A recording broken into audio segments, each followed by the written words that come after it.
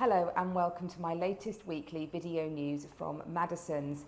Well, more great shoots of recovery showing across the spring market. Rightmove came out with their last house price index data, and RICS reported as well, and both showing great signs of a positive spring market ahead. Buyer inquiries are up.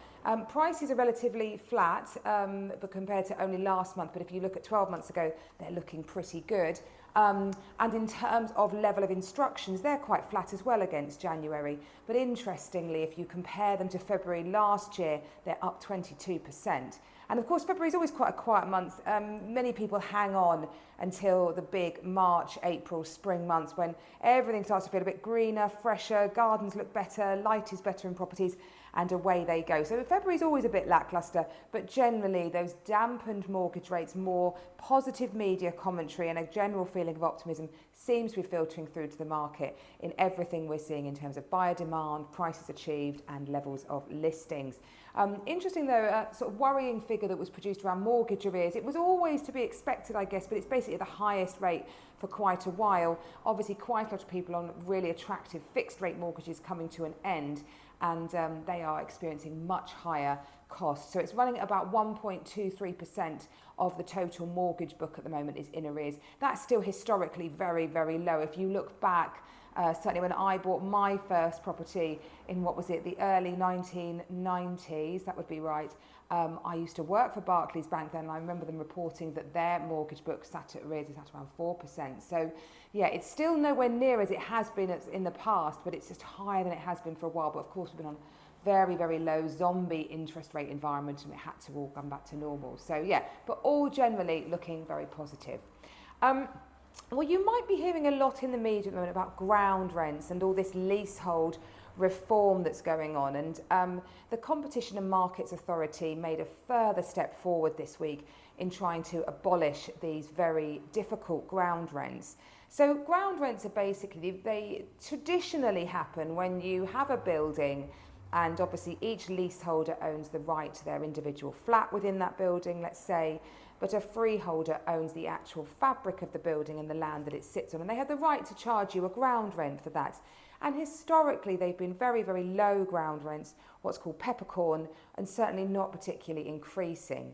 But there has become a trend over recent years for developers to build big new developments. Houses can be in there, not flats, necessarily flats at all, and then sell the actual land of that, the sort of communal areas around that development to a third party, and that third party can charge quite difficult ground rents.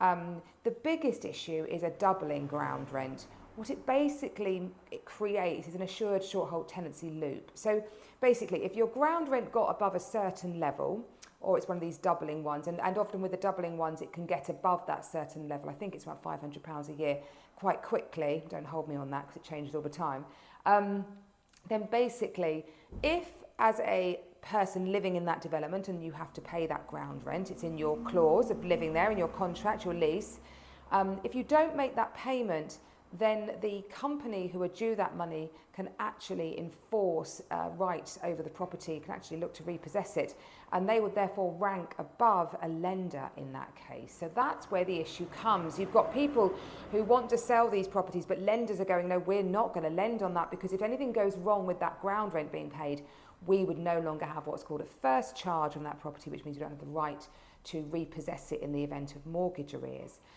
So it's a very difficult one. The Competition and Markets Authority, the CMA, stepped in a while ago, I think, gosh, about 4 years ago now, to start to try and sort this out. And they are gradually making more and more leases revert back to standard leases, so getting rid of that doubling ground rent, and also the RPI one. So they've been concentrating on doubling ground rents, but the reality is if you have an RPI indexed one there at 3.7%, for example, or above, over 20 years, that will double. So that gives lenders just as many concerns. And now they're looking at the RPI leases as well. 22,000 homes they have freed from these very difficult leases, and they continue to press on. 8 more companies just last week were told they had to redraft their leases to get rid of this doubling ground rent or the RPI ones. So it's definitely something that the industry is aware of. Poor homeowners have been trapped in properties, unable to sell them because unless you're a cash buyer, if you need a mortgage, you can't find anyone to lend on. The minute you have a property that's only really suitable for cash buyers, that all gets reflected in the price. So homeowners really trapped because they couldn't afford to sell for those low prices. Excuse me. So it's really great that is being looked at. We've had a couple of properties that have been affected by that, and it is an absolute nightmare. It's really difficult. So great that is being looked at. Well, we've had a busy week launching properties, those spring shoots coming through, as I mentioned before. Some beautiful properties we've taken to market. So we've got this wonderful 3-bed property on Prospect Road. It is beautifully presented, really lovely garden, obviously great location. You can be at the high street, the Pantiles, in a matter of minutes with a nice walk, on at a guide of 800,000. Longmeads, this one's proving very popular in between Langton Green and Rust Hall. It's a really lovely 4-bedroom semi-detached, got a really good garden, good driveway. That's proving very popular, guide of 775,000.